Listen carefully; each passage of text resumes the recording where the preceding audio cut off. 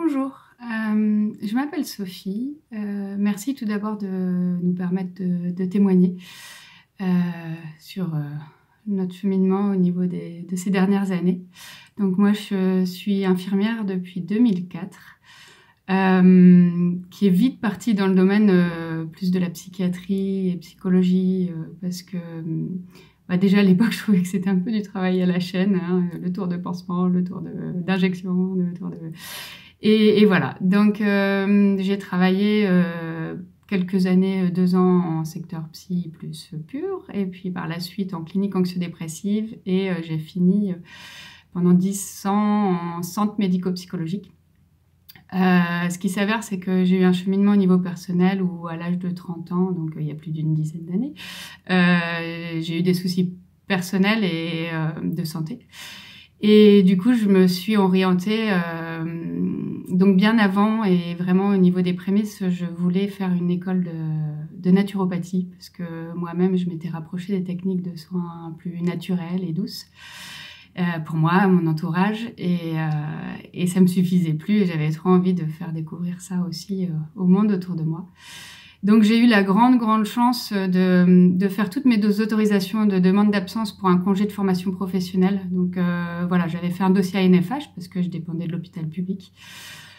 Juste avant, d'ailleurs qui a été validé quand on commençait à en entendre parler en Chine, du Covid et voilà, de toutes les mesures qui s'en suivaient. Et je suis partie, j'ai eu la chance de partir du coup en mai 2020. Donc j'ai eu le début Covid avec on n'avait pas de masque, on savait plus comment faire, on rentrait chez nous, on prenait des douches au début, enfin vraiment voilà.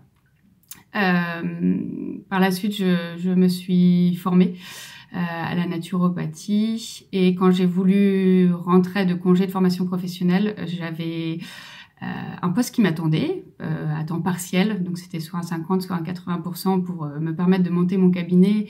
Et voilà, et surtout aussi d'avoir un peu de sous pour pouvoir en vivre. Sauf qu'entre-temps, j'avais un beau poste qui m'attendait, plein de choses qui étaient bien bouclées, où j'aurais pu pratiquer mon métier d'infirmière et en plus mener des ateliers en naturo dans une clinique anxio-dépressive. Seulement, il y a eu les allocutions du 12 juillet. Et ne souhaitant pas, pour multiples raisons, à la fois de bon sens, et je comprenais pas vraiment. Alors, je vais pas revenir sur toutes les mesures qui ont vraiment pas de sens à mes yeux, et qui avec ces obligations vaccinales. Donc j'ai fait le choix de ne pas faire ça. Alors au niveau de mon parcours, moi ce que j'ai fait, au début je me suis dit je vais taper un peu dans les réserves que j'avais mis de côté. J'ai la chance d'avoir un compagnon qui est là aussi, et voilà.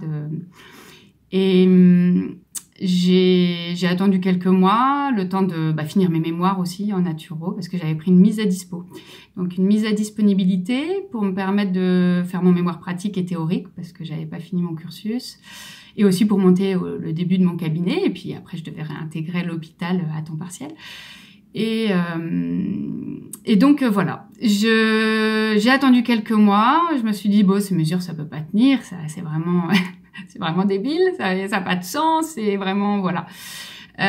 Sauf qu'après ça a duré dans le temps, et j'ai eu la chance d'être en disponibilité, et du coup de prolonger ma disponibilité qui devait durer quelques mois.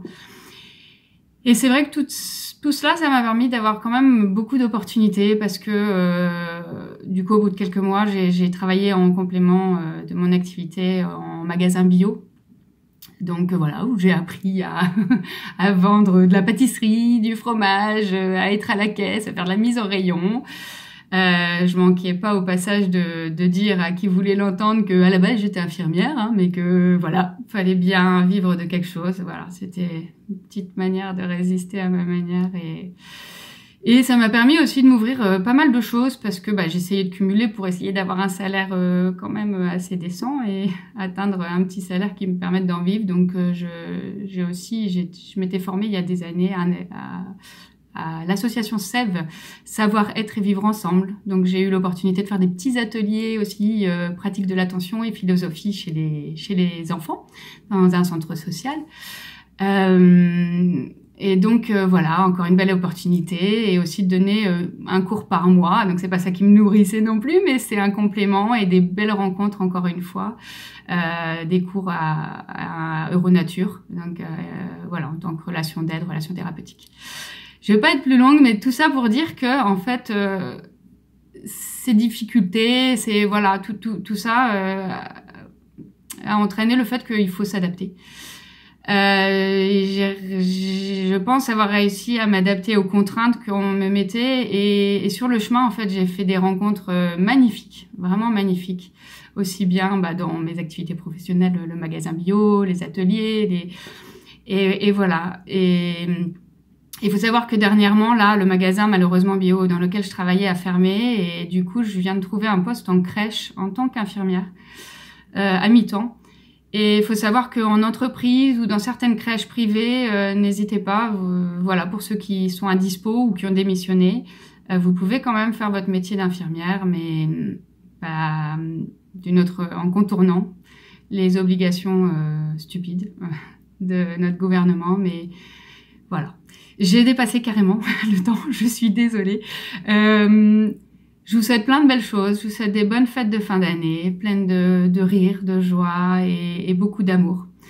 Plein de belles choses à vous, et voilà, un peu comme une boule de flipper dans un film. Voilà, essayez de contourner, de vous adapter aux obstacles et d'essayer de trouver votre chemin et ce qui vous convient, et pour pouvoir rayonner. Voilà. Je vous souhaite plein de belles choses à tous, et beaucoup voilà, d'amour et de belles fêtes. Au revoir.